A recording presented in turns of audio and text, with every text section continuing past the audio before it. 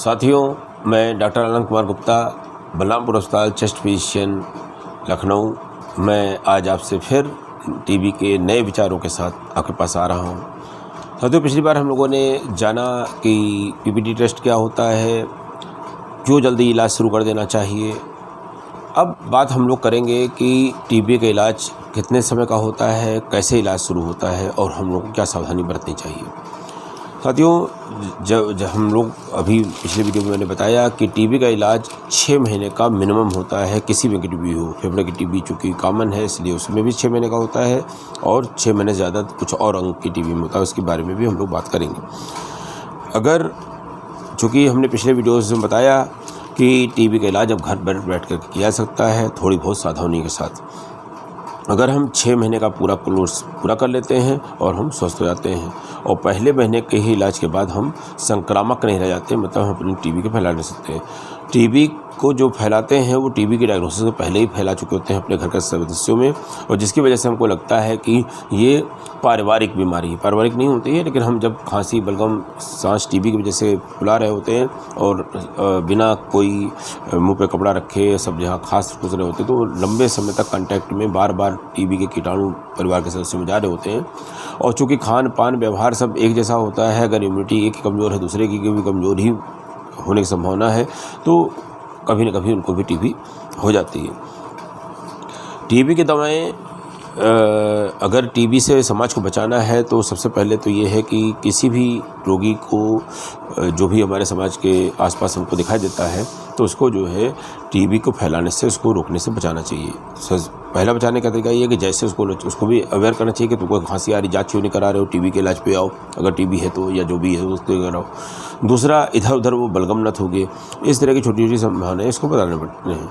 और उसको जो है अच्छे डॉक्टर से उचित इलाज, अब तो सरकार में पूरा इलाज मिल रहा है, फ्री इलाज मिल रहा है, इवन पोषण भत्ता तक मिल रहा है, तो उसको पूरा इलाज कराना चाहिए। और बच्चों में इसको प्रिवेंट कराने के लिए BCG का टीकाकरण चलाना चाहिए। और जो माएँ पॉजिटिव हैं, टीबी की मरीज है, टीबी इलाज कर रही है, उनके छोटे बच्चों में कीमोप्रोफाइलेक्सिस, मतलब कुछ ऐसी दवा टीबी बच्चों में देना कि उनके अंदर संक्रमण जो है टीबी में ना बदलने पाए। अगर हम टीबी का इलाज जल्दी शुरू कर देते हैं, बिना नागे के करते हैं, नियमित करते हैं और पूरे ड्यूरेशन में करते हैं जो डॉक्टर तय करेगा, मिनिमम तो हमने बता दिया 6 महीने का होता है किसी भी अंग का, तो हम टीबी से छुटकारा भी पा जाएंगे और टीबी की वजह से कोई जटिलता भी हमारे शरीर में नहीं होगी। और इससे क्या होगा कि हम पूर्णतः स्वस्थ होंगे। ऐसा नहीं कि टीबी ख़त्म कर लिया लेकिन कुछ लक्षण परेशान किए हुए हैं टीबी की दवा जब योग्य चिकित्सक करता है तो मरीज की गंभीरता को समझता है, वजन के अनुरूप दवाओं की और आपकी जो कोमॉर्बिडिटी सह रुग्णता है, कोमॉर्बिडिटीज़ हैं, उनको देखते हुए दवाओं के कॉम्बिनेशन और उनके पावर, उनके लेने की फ्रिक्वेंसी सब तय करता है। तो जब आप दवा की मेल मात्रा अगर सही होती है तो सही इलाज होता है। अगर आप अंडर डोज ओवरडोज करते हैं, सही तरीके से दवा नहीं खाते हैं, दवा खानी चाहिए, सुबह खाली पेट खा रहे हैं, कहते हैं कि खाने के साथ, या कहते हैं कि आपको बताया गया, कहते हैं कि एक साथ खानी है, आप दिन में 2 बार 3 बार टुकड़े करके खा रहे हैं, तो वो असर नहीं आता है और नुकसान हो जाती है। या उसमें से 2 दवा आपको पसंद आई, खाया, उस रंग की पसंद नहीं आ रही, नहीं खा रहे हैं, या आपको मान लिया कहते हैं कि साइड इफेक्ट हो रहा है तो आप डॉक्टर से बात करने के बजाय अपने मन से दवा कम ज़्यादा कर दी, तो आपको फ़ायदा नहीं होगा। और अगर कहते हैं कि टीबी की दवा गलत ढंग से दी गई, जो आरक्षित दवाइयाँ हैं, कैटेगरी 2 की दवाइयाँ हैं, वो पहले लाइन के इलाज के दौरान दे दी गई, तो इन सब चीज़ों से क्या होता है, हमारा मर्ज दवा रोधी हो जाता है। तो इन सब चीज़ों से बचने के लिए हमको हमेशा योग्य चिकित्सक से ही लेना चाहिए। इवन कह लीजिए कि सरकारी में भी ले सकते हैं, जो कि वो स्टैंडर्ड प्रोटोकॉल फॉलो किया जाता है। मरीज जो है जब दवा करता है तो साथ में उसको अपनी जो सह रुग्णता है, मतलब कि डायबिटीज़ है, ब्लड प्रेशर है, उसके बारे में डॉक्टर को जानकारी देनी चाहिए, ताकि कहते हैं कि कोई दवा उस पर रिएक्शन करे तो उसको समझ सके, दवाएं एक दूसरे से इंटरेक्ट ना करें, क्रॉस रिएक्शन ना करें। और साथ ही खास करके महिलाओं को बताना चाहिए, कहते कि हमारी प्रेगनेंसी है या हम बच्चा चाहते हैं, तो सबसे डॉक्टर उसको काउंसिल करता है। प्रेगनेंसी के दौरान कहते हैं कि दवाएं टीबी की जायज़ हैं, लेकिन हाँ, अगर कोई औरत चाहती है कि को माँ बनना है और टीबी पता लग जाती है तो हम लोग उसको मना कर देते हैं, भाई ना बनो तो अच्छा है। लेकिन प्रेगनेंसी आ गई और कहते हैं कि टीबी दवा चल रही थी या टीबी चवा, तो उसको हम लोग गर्भपात नहीं करवाते हैं, क्योंकि दवाएं सुरक्षित हैं। जो पहली लाइन की दवाइयाँ रिवेम्सिन, आयनच, इथोम्प्टाल और पाइरिथ्रोमाइड चल रही हैं। इंजेक्शन का चूँकि उपयोग कम हो गया है इसलिए इंजेक्शन होता नहीं। इंजेक्शन ज़रूर बच्चे के लिए घातक है। और साथ ही ये जो टीबी की दवा खाने का तरीका है वो ज़्यादातर सब लोगों को पच जाती है, इसलिए सुबह खाली पेट, क्योंकि 2 घंटे तक उसका पीक आवर रहता है एब्जॉर्प्शन का, ताकि मैक्सिमम एब्जॉर्ब हो जाएगी तो मैक्सिमम हमको उसका असर मिलेगा। सारी दवाइयाँ एक साथ खानी चाहिए, सुबह खाली पेट खानी चाहिए और कहते हैं कि दिन में एक बार ले जानी चाहिए, नहीं कि इसको तोड़ के ले रहे हैं, और कम से कम 1 घंटे के बाद नाश्ता पानी करना चाहिए। तो अगर कहते हैं कि बहुत ज़रूरी नहीं है तो घर पर ही इलाज करना है। इस रिसर्च भी हमारे भारत में ही हुई थी कि घर पर इलाज उतना ही प्रभावी है जब तक कोई बहुत ऐसी बीमारी साथ में नहीं है जिसकी वजह से उसको अस्पताल की अलग से ज़रूरत है। जैसे कोई पहले से सीओपीडी का पेशेंट है, सांस उखड़ भी गई है तो सीओपीडी तो मैनेज करने के लिए भर्ती होना पड़ेगा। डायबिटीज़ अनकंट्रोल्ड है, हो सकता है बार बार ब्लड शुगर की मॉनिटरिंग की ज़रूरत हो उसकी वजह से हो, या कोई और समस्या हो, तो वो अगर घर पे सामान्य पौष्टिक आहार खा रहा है तो घर टीबी को नियमित खा करके वो सही बना रह सकता है। और यहाँ पर काशन यही दे सकते हैं कि शुरू के 2-3 हफ्ते के इलाज के बाद इतना अच्छा महसूस करने लगता है ज़्यादातर मरीज कि अगर कोई जागरूकता नहीं है तो वो देखते हैं कि जब ठीक हो गए तो हम टीबी दवा क्यों खाएं। तो ये याद रखना है कि टीबी का इलाज शुरुआत से ही अच्छा लग सकता है, लक्षण कम हो सकते हैं या जीरो में हो सकते हैं, लेकिन लक्षण का इलाज करना नहीं, इलाज तो हमें मर्ज करना है जिसकी वजह से लक्षण आ रहे हैं। तो हम जो है मर्ज का नाम जाने, टीबी है, टीबी वजह से खांस बुखार उखार आ रहा था, वजन कम हो रहा था, भूख कम लग रही थी, जो भी समस्याएं थी, और ये हमको टीबी का कोर्स 6 महीने का मिनिमम करना है जब, और डॉक्टर से समझना है कि हमें किस आधार पर हमको कब तक इलाज करना है। अगर हम कहते हैं कि टीबी की दवा समय पे नहीं खाते हैं तो हम परेशान भी हो सकते हैं। एंटीबायोटिक एरा आने के बाद बहुत लगने लगा था कि टीबी पर हम विजय प्राप्त कर लिया है। और आपको पता होगा कुछ ज़माने की फिल्मों में पहले, एक ज़माने की फिल्मों में पहले टीबी से मरा करते थे हीरो हीरोइन। बाद में जब टीबी पर विजय प्राप्त हो गई तो फिर ये हुआ कि टीबी की वजह से मृत्यु नहीं दिखाई जाएगी। तो 60 कोर्स कीमोथेरेपी में जब इलाज 6 महीने का कोर्स हम लोग कर लेते हैं तो हम लोग जो है स्वस्थ हो जाते हैं। लेकिन सर्वाइवल ऑफ द फिटेस्ट है इस प्रकृति का, कि हर आदमी को सर्वाइव करने के लिए अपनी स्ट्रेटजी बनाता है। तो बैक्टीरिया ने भी अपनी स्ट्रेटजी बनाई और आज वो रेजिस्टेंट हो गया, दवाइयाँ काम नहीं कर रही हैं। उसने कैसी बनाई उसके लिए जिम्मेदार हम सब हैं। मरीज के स्तर पर ये होता है कि वो लोग नियमित दवा नहीं लेते, कभी छूटी कभी खाया, कोर्स पूरा नहीं किया। कहते कि कुछ दवा उसमें से खाई, मान लीजिए 3 टैबलेट का कोर्स है तो 2 खाई, 1 छोड़ दिया, 1 खाई 2 छोड़ दिया, कभी 3 खाई कभी 2 खाई, ऐसा भी करते हैं। और कहते कि दूसरा बड़ा कारण क्या है कि अयोग्य चिकित्सक है तो एक रटारटाई दवा हमेशा लिख दी। मरीज का वजन कुछ और है, इलाज कुछ और है।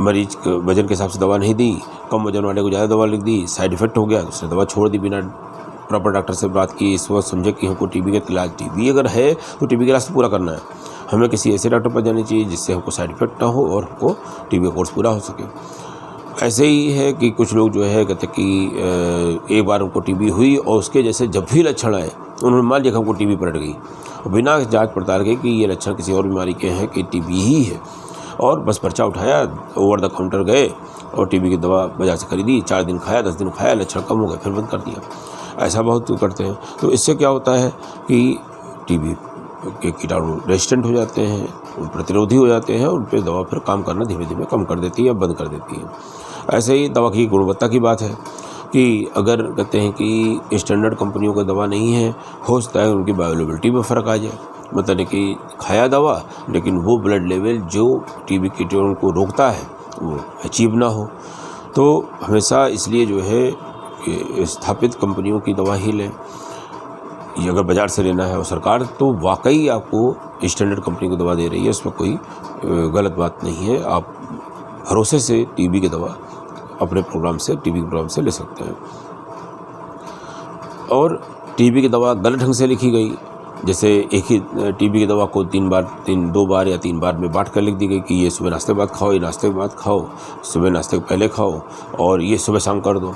तो इन सब चीज़ों से अयोग्य चिकित्सकों की वजह से, मरीज की वजह से या दवा की घटिया की सप्लाई की वजह से, ऐसे कई कारणों से ये रेजिस्टेंट हो जाता है।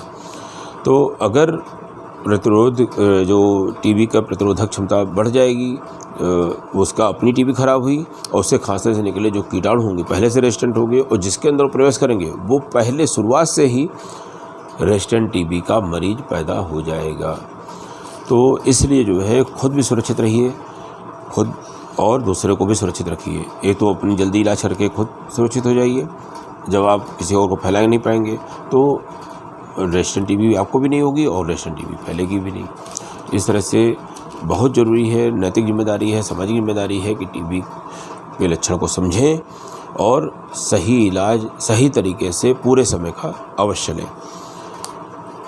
तो जो दवा शुरू से काम नहीं करती है तो 2 मुख्य दवाएं रिफेम्सिन और आइनच अगर जो काम नहीं करती हैं, तो अगर दोनों एक साथ काम नहीं कर रही हैं तो इस तरह के प्रतिरोधी जो जीवाणु को रखने वाले लोग होंगे, कहेंगे MDR पेशेंट्स, MDR टीबी के patient, multi drug resistance patient. जब हम रिफेम्सिन और आइनच के दोनों मुख्य दवाओं के एक साथ प्रतिरोधी होने की बात जान पाते हैं कि इसमें जो है ना रिफेम्सिन काम कर रही है ना आइनच काम कर रही है एक साथ। और अगर एक के बजाय टीबी दोनों में से एक दवा काम कर रही हो, एक दवा काम ना कर रही हो और इस एक के बजाय और भी दवाइयाँ रेजिस्टेंट हो, प्रतिरोधी हो, तो हम कहेंगे पॉली ड्रग रेजिस्टेंट।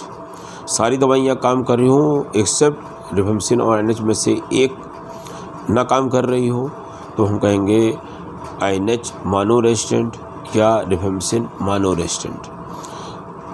और साथियों MDR जब बिगड़ा, MDR का भी इलाज लोगों ने छोड़ के लिया, तो अगर इसके साथ और दवाइयाँ भी रेजिस्टेंट हो गई जैसे फ्लोरोक्विनोलोन्स, जिसमें सिप्रोफ्लॉक्सिन, ओफ्लॉक्सिसिन, मॉक्सिफ्लॉक्सिन सब आती हैं, और साथ में इंजेक्टेबल टीबी की दवाइयाँ जिसमें कैनामाइसिन, एमकासिन ये सब आती हैं।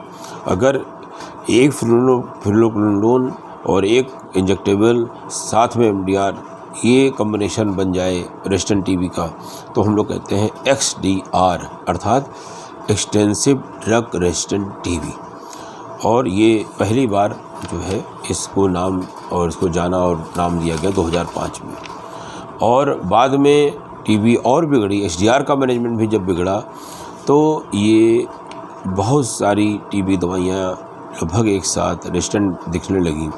तो हम लोगों ने कहा कि ये कंप्लीट ड्रग रेजिस्टेंस का केस है, XDR अर्थात एक्सट्रीम ड्रग रेजिस्टेंस का केस है। तो ये जो है समझना पड़ेगा कि अगर ये रेजिस्टेंट फैलता जाएगा हम लोग की लापरवाही से, डॉक्टर के स्तर की लापरवाही हो, मरीज स्तर की लापरवाही हो, किसी भी स्तर की लापरवाही हो, तो इससे हमारे बच्चे प्रभावित हो सकते हैं। हमको टीबी लग सकती है, हमारे बच्चों को लग सकती है, हमारे। इसलिए समाज की दृष्टि से जब भी हमको जाहट लगे कि ये मरीज जो है कहते हैं कि संभावित टीबी हो सकता है तो उसको इलाज पे ले आए। सरकार विभिन्न स्कूलों से कहते हैं कि फ्री इलाज करने के लिए व्यवस्था दे रही है, बस व्यवस्था का उपयोग करना हमें आना चाहिए। भारत सरकार टीबी के रोग के लक्षण को जो है एंड टीबी के लिए संकल्पित है कि टीबी ख़त्म हो जाए भारत में, एक न्यूनतम स्तर तक पहुंच जाए। और 1 जनवरी 2020 से इस टीबी को RNTCP का नाम बदल करके टीबी का प्रोग्राम जो हमारा RNTCP था, रिवाइज्ड नेशनल ट्यूबरकुलोसिस प्रोग्राम, चूँकि संकल्पित हो गए कि हमको NTB का रिजल्ट पाना है 2025 तक, उसका नाम हम लोगों ने 1 जनवरी 2020 में NTEP national tuberculosis elimination programme, राष्ट्रीय टीबी उन्मूलन प्रोग्राम कर दिया।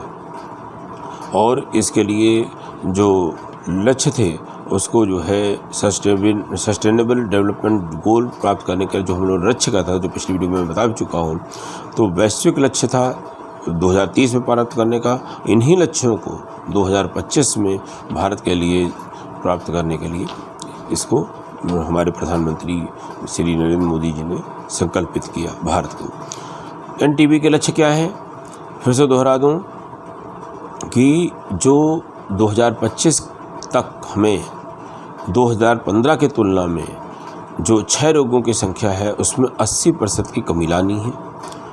2025 तक 2015 की तुलना में क्षय रोग की वजह से होने वाली जो मृत्यु दर है उसको 90% तक घटा देनी है। और क्षय रोग से प्रभावित परिवारों का टीबी की डायग्नोसिस अर्थात निदान व उनके उपचार से होने वाले जो व्यय से जो परिवार वित्तीय रूप में संकट में आता था वो ना आने पाए, इस तरह करके एनटीबी के हम लोगों ने 3 लक्ष्य बना रखे हैं। अक्टूबर 2017 से टीबी की दवाएं फिक्स डोज रेजिमेन में मिलने लगी। इसके पहले इंटरमिटेंट ड्रग थेरेपी थी, मतलब सरकार टीबी की दवा हफ्ते में 3 दिन खिलाती थी डॉट प्रोवाइडर के द्वारा, ताकि उसके पीछे साइंस थी कि अगर हम हफ्ते में 3 दिन इस डोज से ये 4 दवाइयाँ देते हैं तो मरीज 6 महीने में तभी ठीक हो जा रहा था, कम दवा कम साइड इफ़ेक्ट के साथ। लेकिन चूँकि प्रोग्राम बढ़ता जा रहा था और भी बहुत सी बातें थी, तो ये लगा कि इसको दूसरी तरह से स्टैंडर्डाइज कर दिया जाए कि डेली ड्रग रेजिम रखी जाए और फिक्स डोज रखी जाए। फिक्स डोज का मतलब ये था कि रिफेम्सिन अलग या रिफेम्सिन आने से कॉम्बिनेशन अलग, एथम्बुटाल का कॉम्बिनेशन अलग, एथम्बुटाल अलग से और पाइराज़ोलामाइड अलग से, इस तरह से करके करने के बजाय हर टैबलेट में रिफेम्सिन भी हो, एथम्बुटाल भी हो और कहते हैं कि INH भी हो और पाइराज़ोलामाइड भी हो। उससे फ़ायदा क्या था कि अब वेट बैंड बनाना थोड़ा सा आसान था कि 15-15 किलो के हिसाब से एक गोली थी, 45 का है 3 गोली दे दिया, 60 का है 4 गोली दे दिया, तो इस तरह से करना थोड़ा सा कंपैरेटिवली आसान था। तो फिक्स डोज कॉम्बिनेशन की दवाइयाँ अक्टूबर 2017 से हमारे भारत में प्रोग्राम में आ गई। हर टैबलेट में कहते हैं कि जो वो दवाइयाँ थीं चारों, वो 15 किलो के हिसाब से उसको सेट कर दी गई थी। इनकी बायोअवेलेबिलिटी भी सुनिश्चित की गई कि इसको लेने के बाद उनका ब्लड स्तर पूरा मिले, और था चारों दवाइयों का अपेक्षानुरूप ब्लड स्तर एक ही साथ पहुँचे, इसलिए एक साथ उनको खाया जाना है। टीबी की दवा के वजन के अनुसार दी जाती है। 25 से 40 किलो में जो है 2 टैबलेट दी जाती हैं, 40 से 55 में 3 टैबलेट दी जाती हैं, 56 से 70 तक के बीच में 4 टैबलेट दी जाती हैं और 70 से ऊपर वाले में 5 गोली दी जाती है। टीबी की दवाएं जैसी भी हों, वो कहते हैं कि रिफेम्सिन हो, INH हो, पाइराज़ोलामाइड हो, एथम्बुटाल हो, तो अगर कहते हैं कि अलग अलग ली जाए और चाहे कहते हैं कि इनको मिला करके FDC के रूप में ली जाए, एक साथ ही लेना होता है, क्योंकि सारी दवाओं का जो रक्त में उच्चतम स्तर अगर एक साथ आता है तभी हम टीबी पर विजय प्राप्त कर सकते हैं। अगर हम उनका पीक लेवल अलग अलग समय पे आएगा तो वो रिजल्ट नहीं आएगा जो रिजल्ट अपेक्षित है। साथियों, आज मैं फिर अपनी बात यहीं पे विराम कर रहा हूँ। अगली जानकारी के साथ पुनः मैं आऊँगा। धन्यवाद।